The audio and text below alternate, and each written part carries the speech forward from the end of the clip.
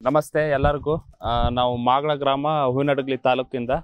ನಮ್ಮ ಅಂಗಡಿ ಹೆಸರು ರೈತ ಶಿವಶಕ್ತಿ ಕೃಷಿ ವಿಕಾಸ್ ಪ್ರೊಡ್ಯೂಸರ್ ಕಂಪ್ನಿ ಅಂತ, ರೈತ ಉತ್ಪಾದಕರ ಸಂಸ್ಥೆ.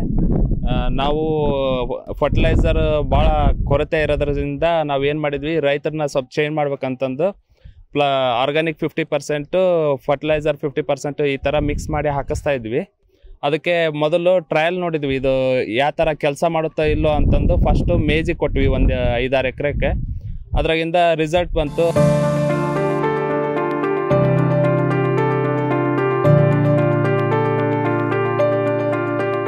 ಮೇಜು ಯಾವ ಥರ ಚೆನ್ನಾಗಿ ಬಂತು? ಚೆನ್ನಾಗೈತ್ರಿ ಸರ್, ಮೇಜು ಚೆನ್ನಾಗೈತಿ. ಮೇಜು ನೋಡಿಕೊಂಡು ನಾವು ಮತ್ತೆ ಪ್ಯಾಡಿಗೆ ಬಳಸಿದ್ರಿ.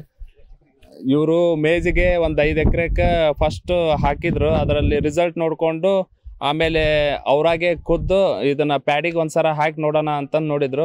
ಈಗ 15 ಡೇಸ್ ಆಗಿದೆ ಈಗ ಡಿಫೆನ್ಸ್ ಹಾಕಿ. ಈಗ ರೈತರ ಕಡೆಯಿಂದನೇ ಅವ್ರ ಒಪಿನಿಯನ್ ಏನಂತಂದು ತಿಳ್ಕೊಳ್ಳೋಣ. ಇದು 9 ಎಕರೆ ಇದೆ ರೀ. 1 ಚೀಲ ಹಾಕಿದ್ರಿ, ಎಕರೆಗೆ 1 ಚೀಲ. ಇದು ಚೆನ್ನಾಗಿ ಬಂದಿದ್ದಾರೆ. ನಮಗೆ ಗೊಬ್ಬರಕ್ಕಿಂತ ಒಂದು ಸ್ವಲ್ಪ ಉತ್ತಮ ಅನ್ಸಿದ್ರಿ. ನಮ್ಮ ಕಡೆ ಇದನ್ನ ಕಂಟಿನ್ಯೂ ಬಳಸೋದ್ರಿಂದ ಭೂಮಿಗೆ ಕೂಡ ಒಂದು ಸ್ವಲ್ಪ ಹೆಲ್ದಿ ಆಗುತ್ತೆ. ನಮ್ಮ ಕಡೆಗೆ ಸರ್ಕಾರಿ ಗೊಬ್ಬರದ ರೇಟ್ ಹೈ ಇರೋದ್ರಿಂದ ಇದು ಒಂದು ಲೆಕ್ಕಕ್ಕೆ ಬೆಟರ್ ಅನ್ಸುತ್ತೆ ರೀ.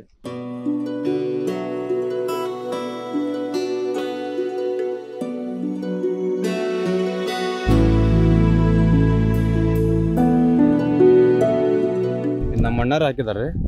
ನೀವು ಎಷ್ಟು ಎಕರೆ? ನಾವು ಒಂದು 10 ಎಕರೆಗೆ ಹಾಕಿದೇವ್ರಿ. ಇವ್ರು ಹೇಳಿ ಮೇಲೆ ಹಾಕ್ಯವ್ರಿ, ಇವ್ರಿಗೆ ಅಂತ ಇದು ಹಾಕಿಲ್ಲ. ಮೆಕ್ಕೆಜೋಳಕ್ಕೆ ಹಾಕಿದ್ರಿ, ಆಮೇಲೆ ಹಾಕೋಣ ಅಂತ ಹೇಳಿದ್ಮೇಲೆ ನಾವು ಒಂದು 10 ಎಕರೆಗೆ ಹಾಕಿದೇವ್ರಿ. ಗೊಬ್ಬರ ಬೇಗ ಬಿಡುತ್ರಿ, ಸ್ವಲ್ಪ ಇದು ಚೆನ್ನಾಗೆಲ್ಲ ಕೆಲಸ ಮಾಡ್ತದೆ. ಅದೇ ಯಾವುದೇ ಗೊಬ್ಬರ ಆಗಲಿ ಫರ್ಟಿಲೈಸರ್ ಫಸ್ಟಿಂದ ಹಾಕುವಂಥ ಆರ್ಗ್ಯಾನಿಕ್ಕಿಗೆ ಹೋಗೋಕ್ಕಾಗಲ್ಲ. ಯಾವಾಗೂ ಮಿಕ್ಸರ್ ಮಾಡಿಕೊಂಡು ಆಮೇಲೆ ಆರ್ಗ್ಯಾನಿಕ್ ಮಾಡ್ಕೋಬೇಕು.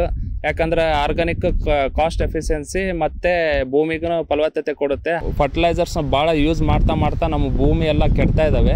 ಹಾಗಾಗಿ ಡಿಫೆನ್ಸನ್ನು ಆರ್ಗ್ಯಾನಿಕ್ ಗೊಬ್ಬರನ ಮಿಕ್ಸ್ ಮಾಡಿ ಹಾಕಿದಾಗ ನಾವು ಕಾಸ್ಟೂ ಕಮ್ಮಿ ಆಗುತ್ತೆ.